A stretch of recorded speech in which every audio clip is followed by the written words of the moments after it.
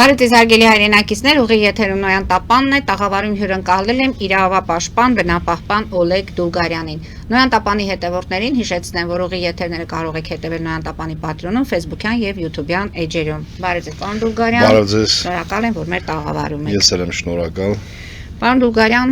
նախ մեր վերջի հաղորդման ժամանակ, հանդիպման ժամանակ մենք խոսեցինք Ստեփանավանում հանքարդյունաբերության այդ նոր զարգացումների մասին։ Մի փոքր ակնարկեք, ինչ կա Ստեփանավանում, ստորագրահավաքեր վերջում սկսվել, որպեսզի այնտեղ թույլ չտան հանքը վերաբացվի, այնպես որ դուք ասում եք թարմ տեղեկատվությամբ այստեղ եք, ինչ կա Ստեփանավանից։ Նախ իմացել եմ այսօր ձեր ծննդյան օրն է եւ շնորհավորում եմ ձեզ։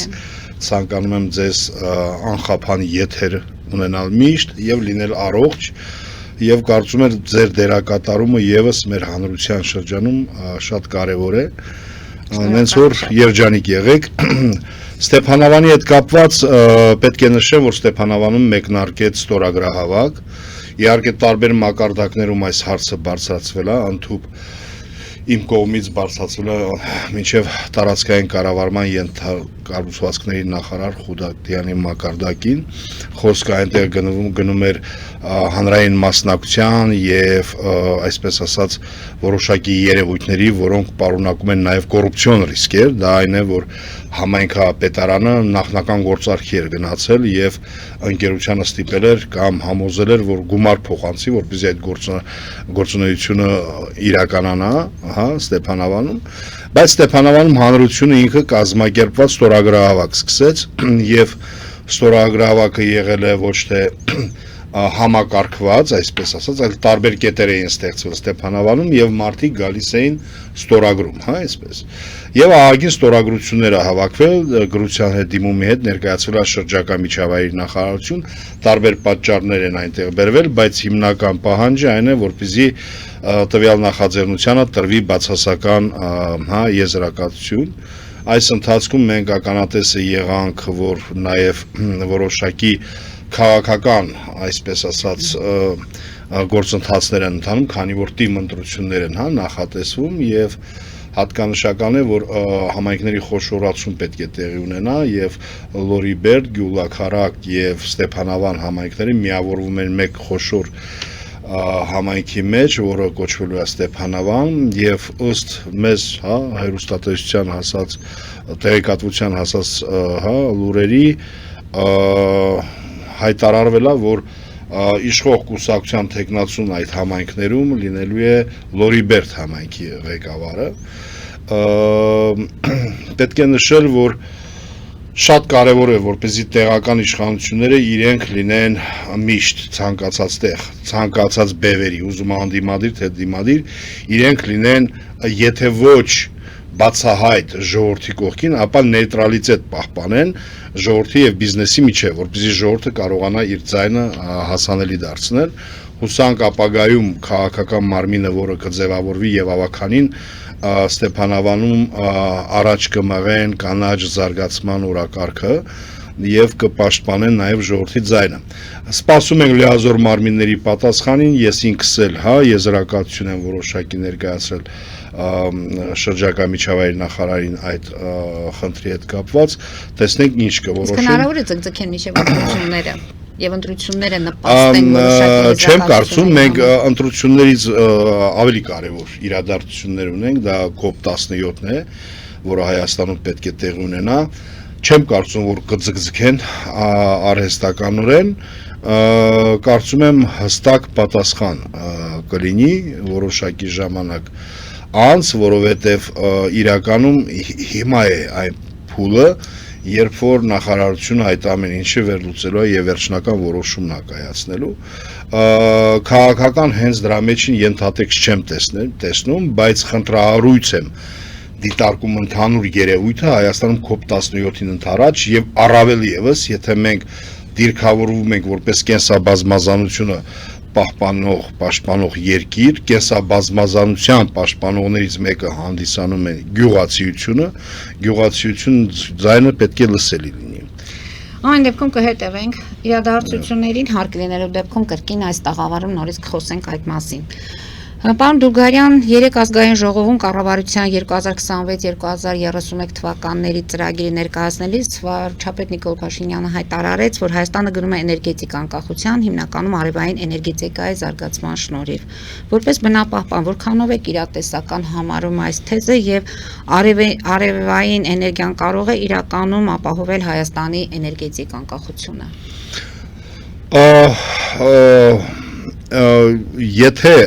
խոսենք ամբողջական անկախության մասին, դա դերևս շատ երկար գործընթաց է, բայց մենք կարող ենք որոշակի բալանս ունենալ։ Ես պետք է նշեմ, որ նույնիսկ հանքարդյունաբերական երկրներ, տարբեր երկրներ աշխարհում, իրենք ավելի մեծ ներուժ ունեն արևային կամ վերարտադրվող էներգիայի, քան օրինակ Հայաստանը, որը ընդհանրապես նավթարդյունաբերական երկիր չէ։ Օրինակ նույն եթե համեմատենք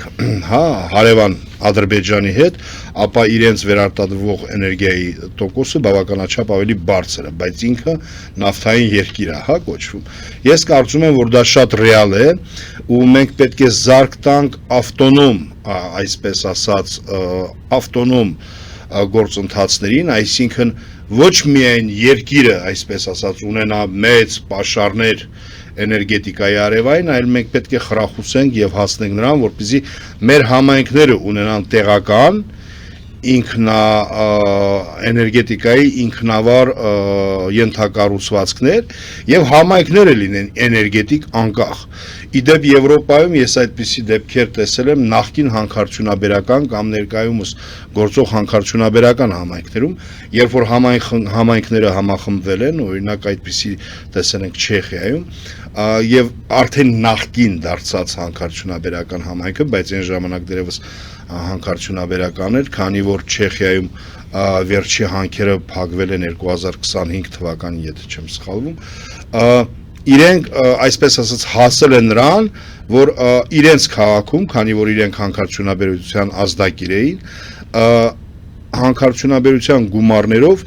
արևային էներգետիկայի անկախ ցանց ստեղծվել։ Եվ այդ քաղաքը, եթե ամբողջ աշխարհում լույս չլինի, ինքը լույս է ունենալու։ Մենք պետք է այդ մոդելի գնանք եւ հասնենք նրան, որպեսզի անկախությունը զարգացման փոխարեն զարգ տանք արևային էներգետիկայի զարգացմանը։ Մենք պետք է հասնենք նրան, որպեսզի նույնիսկ համայնքները լինեն էներգետիկ առումով բավականաչափ անկախ, այսինքն ամբողջ երկրի ցանցից կախված չլինեն։ Դրա առաջի օրինակները մենք այսօր էլ կարող ենք ունենալ, եթե դա լինի քաղաքականություն, որովհետև իսկապես այդ ներուժը կա, հատկապես որ մենք Հայաստանում ունենք խոշոր նաև ընկերություններ, որոնք որ աշխատում են համայնքներում, որոշակի ազդեցություն են շրջակա միջավայրի վրա, կլիմայի վրա եւ որպես փոխհատուցում կամ որպես մեղմացուցիչ գործընթաց իրենք կարող են նախաձեռնել եւ համայնքներում զարգացնել արևային էներգետիկան եւ որոշակի անկախության հանգեցնել։ Ես շատ կարեւոր եմ համարում եւ կարծում եմ, որ այո, չենք կարող ասել, որ ամբողջական անկախացմանը, բայց որոշակի դիվերսիֆիկացիայի հաստատ դա կբերի։ Փաստորեն այդ արևային կայանները պետք է կառուցվեն ինչ-որ տարածքներում։ Կա վտանգ, որ գրանք կօգտագործվեն գյուղատնտեսական տարածքները կամ ասենք բնապահպանական նշանակության։ Դա արդեն մյուս մեր խնդիրն է, ելի բնապահպանական եւ ոչ միայն բնապահպանական, այսինքն որը վերցնում է նաեւ տնտեսական, որովհետեւ բացի այն, որ մենք տեսնում ենք Հայաստանում բազմաթիվ գյուղատնտեսական հողեր, հեկտարներով դառնում են արդյունաբերական այն առումով, որ նրանց վրա արևային կայանքներ են, կառուցվում, դա եւս հստակ քաղաքականության, այսպես ասած, բացակայության արդյունք է, որովհետեւ այդ գյուղատնտեսական հողերը ստացվում է, որ իրենք այլևս որպես գյուղատնտեսական հող էլ տնտեսությանը եկամուտներ չեն բերելու, այնինչ ավելի հետաքրքիր եւ լավ լուծումներ կարելի է գտնել։ Օրինակ մենք տեսել ենք առաջարկներ, մտքեր, այդպիսի տարբեր քաղաքացիներից նաև իդեպ համայնքներից շատ խելացի, երբեմն մեր համայնքների բնակիչները ավելի խելացի են լինում, քան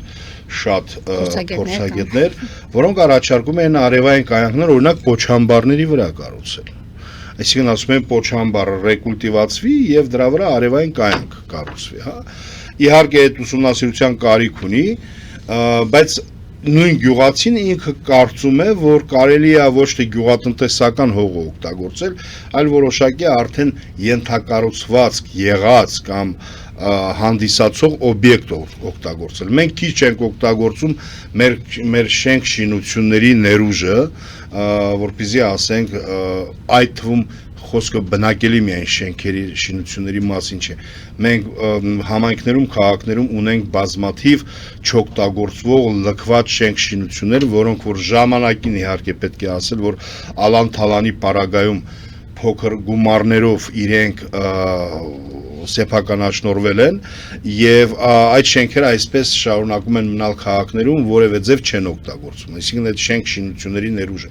Երբ որ լինի քաղաքականություն, լինեն չափորոշիչներ, լինեն հստակ սահմանումներ, արգելումներ, ապա գյուղատնտեսական հողերը այդ նպատակով չեն օգտագործվի, այլ լուծումներ կգտնվեն։ Նաեւ պետք է մտածել ամեն դեպքում թափոնի մասին, որովհետեւ արևային էներգետիկան, այսինքն այդ ենթակառուցվածքները, որոնք ստեղծվել են, իրենք նաև հետագայում թափոն են առաջացնելու, այսինքն մենք պետք է ունենանք այն մեխանիզմները, թե ինչպես ենք պահեստավորում կամ վերամշակում այդ թափոնները կամ որտեղ ենք ուղարկում։ Խնդիրները բազմաթիվ են, բայց իրենք պետք է կոմպլեքս լուծում ունենան, այսինքն հնարավոր չի մեկը անել, մյուսը անտեսել։ Պետք է եթե մենք մի քայլ անում ենք, պետք է երկրորդ, երրորդ քայլի համար արդեն մշակված, ներդրված մեխանիզմներ ունենանք, որպեսզի վաղը չէ մյուս օրը չկանգնենք աղետի առաջ, որովհետև շատ դեպքերում մենք ինչ որ լավ բան ենք փորձում անել, հա, մեր երկրում, բայց հետագայում ցույց ենք տալիս կամ տեսնում ենք, որ ավելի մեծ վնասներ ենք հասցրել։ Էդ էլ հստակ քաղաքականության բացակայության արդյունքն է լինում։ Պարոն Դուլգարյան, տեսեք, դուք ասում եք թափոնների հարցը կա, այստեղ նաև այս կայանների կառուցման արևային էներգիա օգտագործելու հետ կապված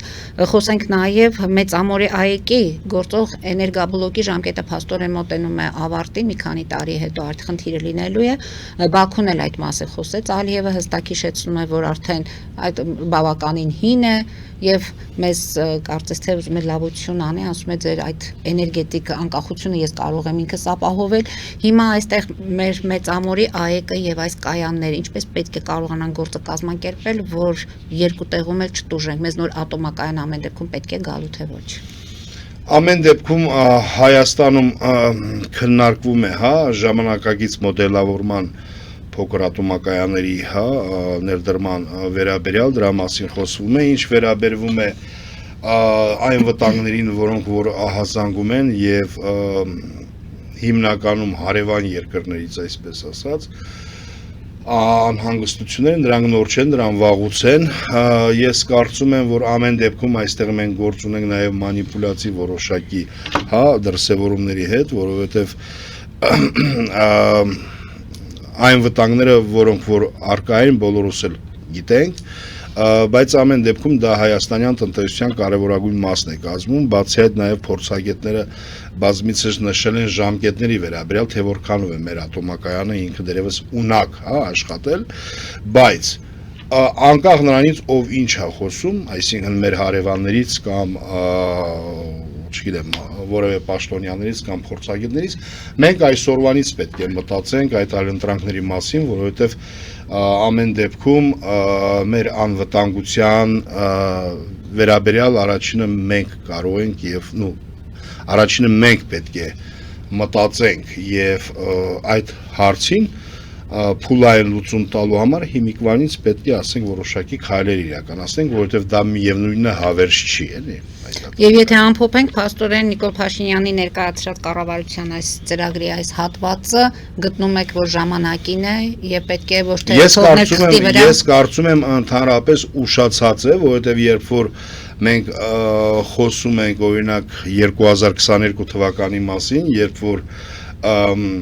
սկսվեց ագրեսիան Ուկրաինայի նկատմամբ, երբ որ որոշակի սանկցիաներ սկսեցին տեղի ունենալ, Ռուսաստանի նկատմամբ, եւ այդ ժամանակ կարծես թե Եվրոպական միության երկրներում սկսեցին խոսել ամրապնդելու մասին էներգետիկ անկախությունը եւ անցել է ասենք 6 տարի մենք բազմաթիվ փոփոխություններ ենք տեսնում նույն Եվրոպայում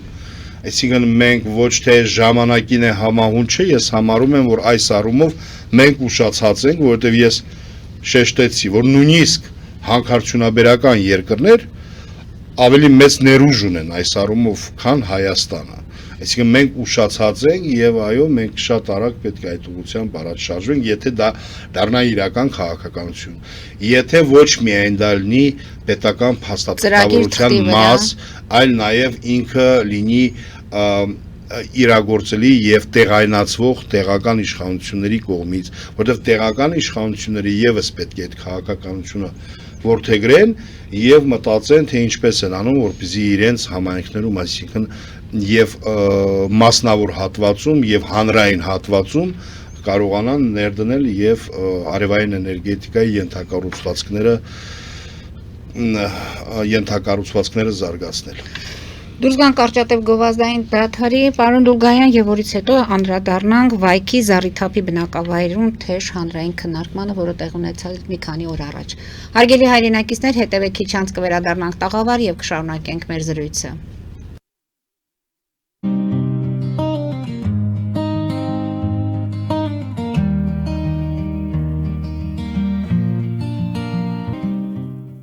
Ֆելիչե ժամանակակից ատամնաբուժական կլինիկա։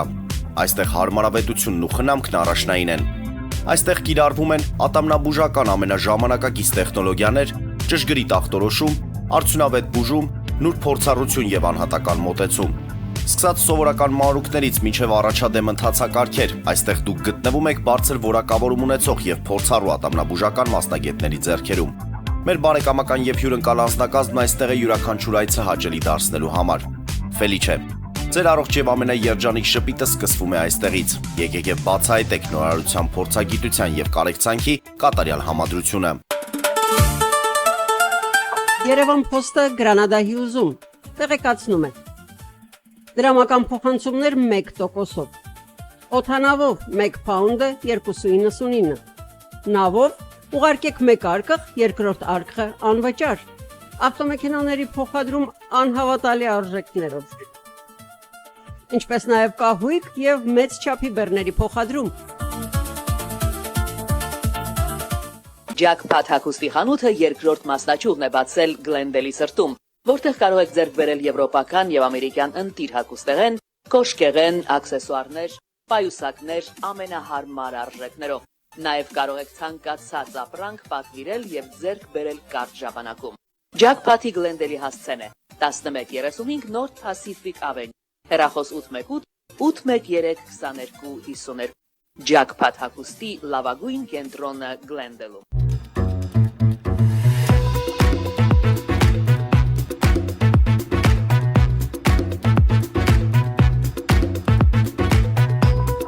Արարատ ռեստորան, ընտանեկան եւ ընկերական ժամանցի լավագույն հասցե, սիրված արտիստներ, հյուրընկալ մթնոլորտ, հարուստ ճաշացան, անմահական խորտիկներ, Արարատ ռեստորան, հասցեն անփոփոխ, սիրով սպասում ենք ձեզ։ Լավագույն պաղպաղակ, բնական, համեղ եւ մատչելի գներով պաղպաղակը կարող եք ձեռք բերել բոլոր հայկական խանութներում։ Պահանջեք հայկական պաղպաղակ, Թամարա պաղպաղակ։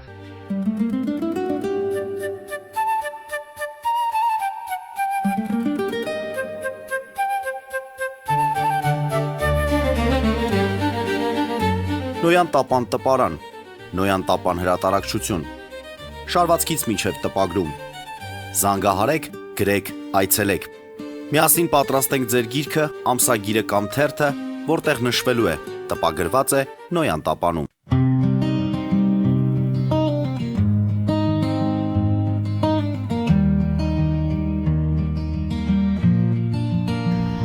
Հարգելի հայրենակիցներ, Տապանը կրկին եթերում է։ Պարոն Դուլգարյան, օգոստոսի 21-ին ինչ էի քանում Զառիթափում եւ մի փոքր ես տեղեկատվությունը կարողացել եմ ձեր էջից քաղաքացու ձայնը կայքից այդ վերցնել, ներկայացնենք հա մեր հեռուստադիտողներին ինչի մասին է խոսքը։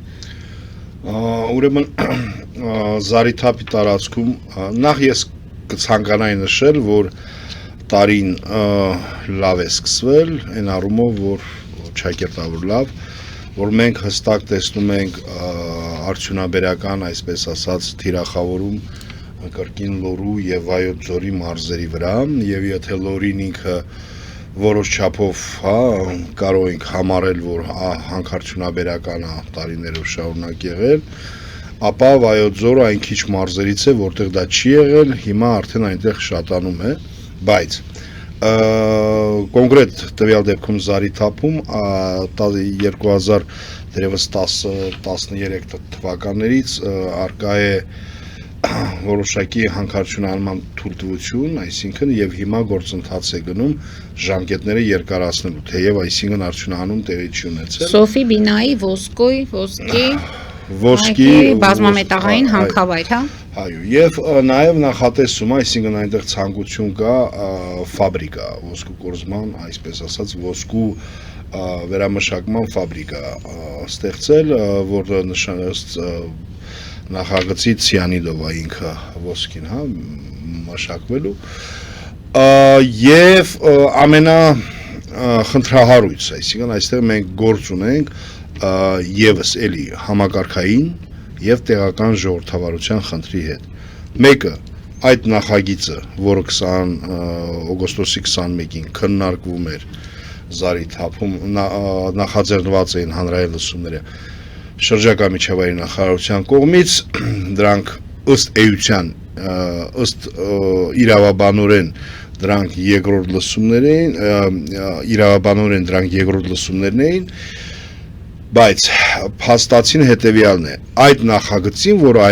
այդ օրը քննարկվում էր, շրջակա միջավայրի նախարարությունը տվել էր բացասական եզրակացություն։ Ըստ մինչև հիմա Հայաստանում կիրառված պրակտիկայի, եթե ՇՄ-ն տալիս է բացասական եզրակացություն լիազոր մարմինը, ապա գործընթացը կանգ է առնում եւ եթե ընկերությունը նախաձեռնողը ցանկանում է նորից նախագիծը բերել, ինքը պետքա զրոյական կետից սկսի։ Այսինքն պետք է նորից գնա համայնք, առաջի հանրային լսումները իրականացնի, լսի համայնքի բնակիչներին, հետո համայնքի ավականու որոշման արկայության դեպքում, դրական որոշման արկայության դեպքում դիմի շրջակա միջավայրի նախարարություն, շրջակա միջավայրի նախարարությունը կամ դրական կամ բացասական եզրակացություն, հետո եթե տվեց դրական եզրակացություն, ապա հիմա էլ շրջակա միջավայրի նախարարությունն է հանրային լսումներ կազմակերպում, որից հետո կազմվում է շրջակա միջավայրի ազդեցության գնահատման հաշվետվությունը։ Բայց առաջ անգամ Հայաստանում դա տեղի չի ունեցել, նախարարության ներկայացուցիչներին էլ հարց տրվել է, դա առաջին նախադեպն է Հայաստանում, երբ որ մերժված նախագիծը նորից առանց այդ ամբողջ գործընթացի վերանայվում է նախաձեռնողների կողմից, ուղղակի ներկայացում է շրջակա միջավայրի նախարարություն եւ շրջակա միջավայրի նախարարություն դրան ընթացք է տալիս։ Դրա բացատրությունը հետեւյալն էր, պարզվեց այդ քննարկումների ժամանակ, որ կա օրենսդրական օրենքի մեջ որոշակի, այսպես ասած, միջանցք կա, բաց կասեի, որից նախաձեռնողները նաև օգտվել են իրավաբանորեն, որ իրենք իրավունք ունեն նույն նախագիծը մերժված նորից ներկայացնել նախարարություն որոշակի փոփոխություններից եւ զտումներից հետո եւ նախարարությունը դա բերել է ասպարեզ, այսինքն եւ հանրային լսումներ անցկացվել եւ դա շատ վատ նախադեպ է, դա նշանակում է մենք տեղական ժողովրդավարության այս դաշտը ավելի ենք փոքրացնում, այսինքն քաղաքացիների մասնակցության միջանցքը ավելի ենք փոքրացնում եւ առանց իրենց փորձում ենք որոշումներ ընդունել եւ նշվեց նախարարությանը, որ սա վատ միջադեպ է, որովհետեւ դա նշանակում է, որ ցանկացած ընկերություն հետագայում հենց ստացավ բացասական եզրակացություն, թղթերը կվերանայի, նորից կբերի, ձեզ կտա։ Հետո դուք նորից կմերժեք, նա նորից կվերամշակ, կբերի ձեզ կտա։ Ռիսկեր տեսնում այնտեղ բազմաթիվ ռիսկեր են տեսնում, բոլոր նման երևույթները իրենք բնականաբար ունեն նաև կոռուպցիոն ռիսկերի բաղադրիչ, բայց ամենամեծ ռիսկը, որ տեսնում եմ, դա քաղաքացիական մասնակցության դաշտի ավելի փոքրացումն է։ Հատկապես երբ որ ավականին այս զարիթափում հետ կապված որոշման գործում ինքը իր համաձայնությունը տվել է անցյալ տարի ապրիլին, 2025 թվականի ապրիլին։ Անցել է 1 տարու համարյա կես։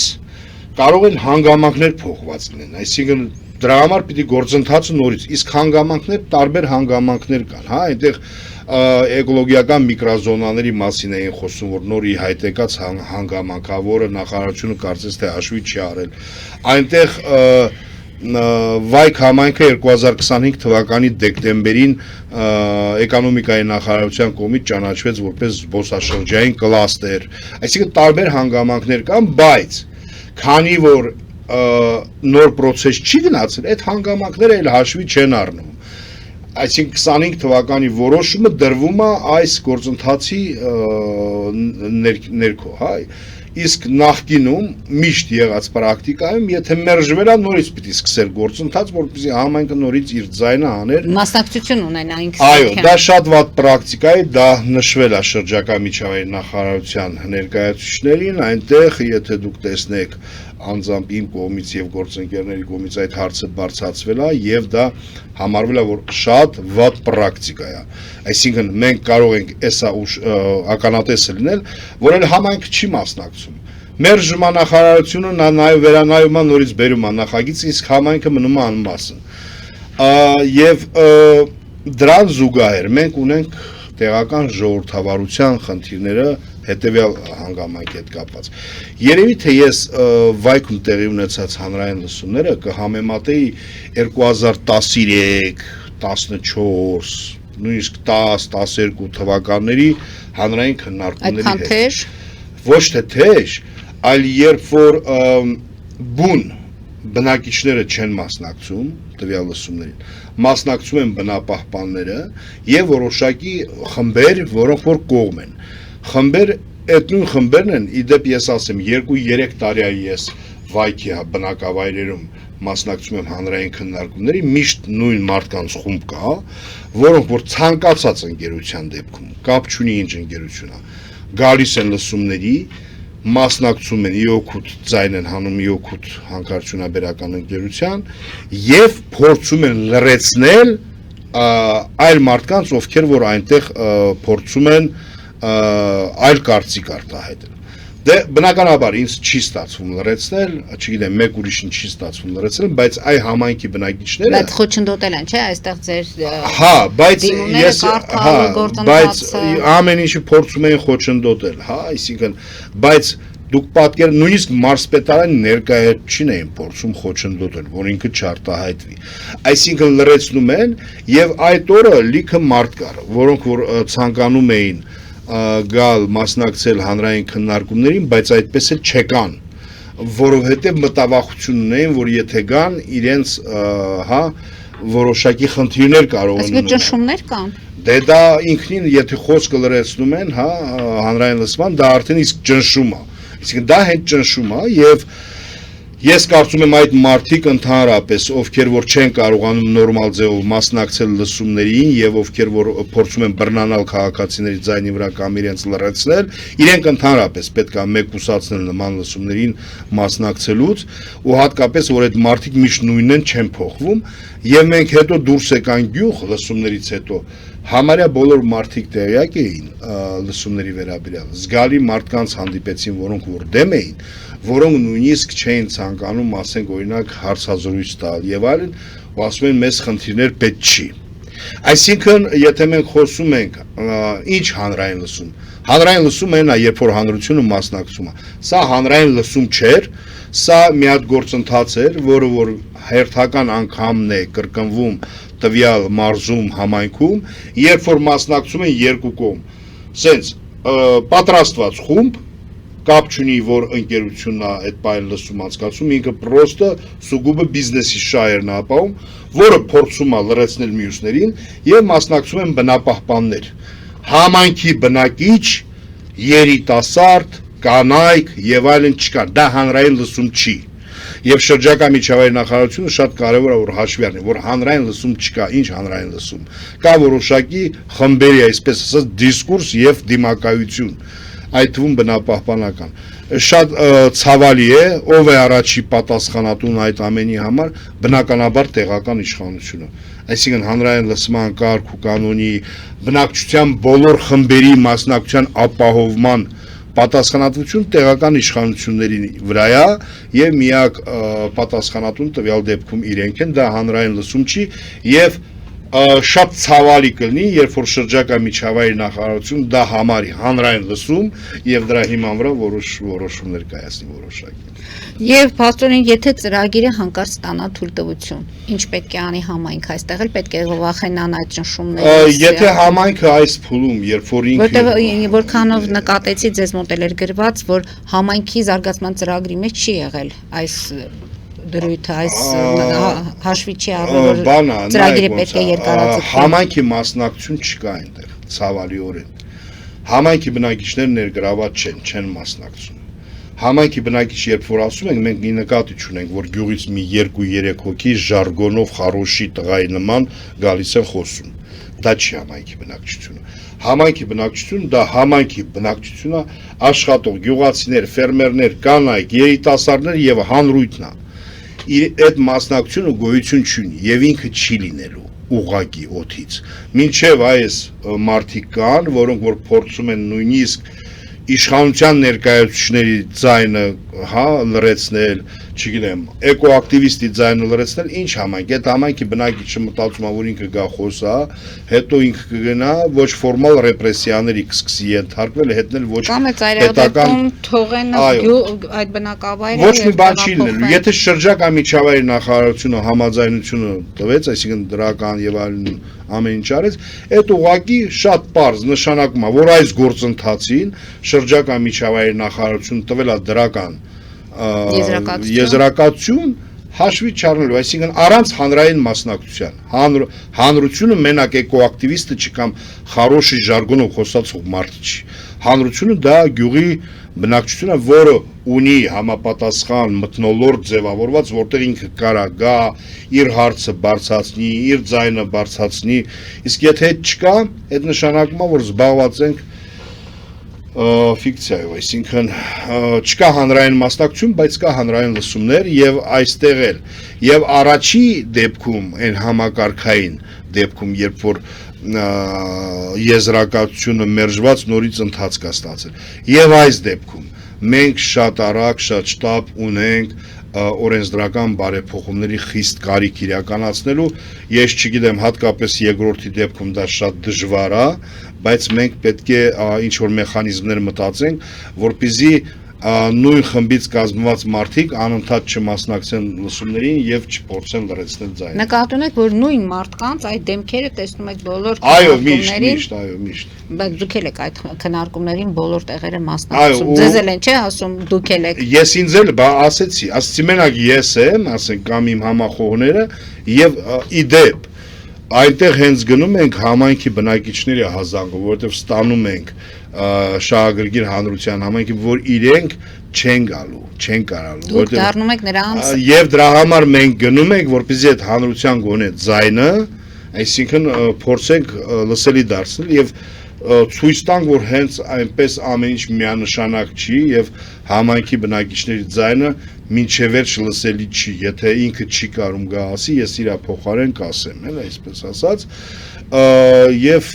այստեղ շատ տխուր իրավիճակ է ստեղծված։ Եվ փաստորեն Վայոց ձորում այս Զարիթափի հետ կապված համայնքի ներկայացուցիչների կողմից ոչ ստորագրություններ կա, ոչ փաստաթուղթ կա, որ իրենք համաձայնեն, ոչ մի այդպիսի գրավոր նման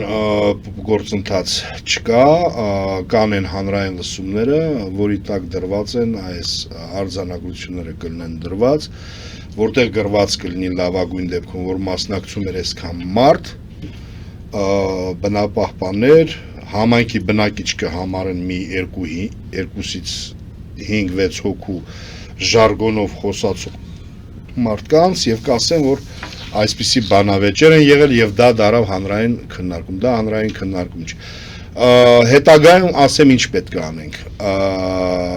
որ ասում եմ ինչ պետք է անենք, նկատի չունեմ ինձ կամ իմ համախոհներին։ Հետագայում հանրությունը պետք է այդ գյուղերում մարդկանց համար տեղեկատվական ռեսուրսներ ստեղծի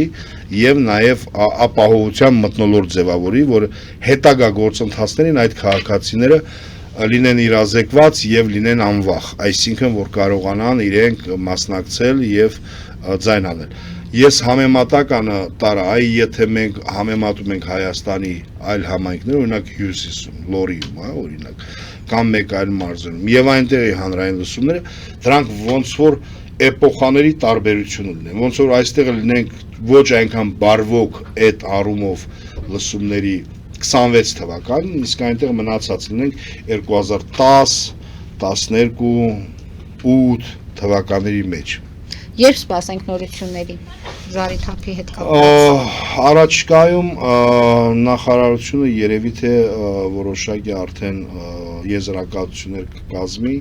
կտեսնենք ինչ տեղի կունենա, ինքս օպտիմիստական չեմ այս հարցում, որովհետև եթե մենք հասել ենք այս փուլին, որտեղ մերժված եզրակացությանը նորից կյանք է տրվում եւ որտեղ որ լսումները անց են կացվում առանց բուն իրական բնակչության մասնակցության, լավ բան սպասելու չի, բայց դրա շարունակությունն այն է, որ մենք պետք է գնանք օրենսդրական փոփոխությունների, այսինքն ուժեղացնենք մեխանիզմները, որոնք կապահովեն մարդկանց կամ արտահայտումը։ Շնորհակալություն եմ հայտնում, պարոն Դուգարյան, այսօրվա հաղորդման համար, հետևենք զարգացումներին, հարկ լինելու դեպքում կրկին կհանդիպենք այս տաղավարում։ Հարգելի հայրենակիցներ, այսօր այսքանով ավարտում ենք, հետևեք զարգացումներին, մնացեք խաղաղությամբ։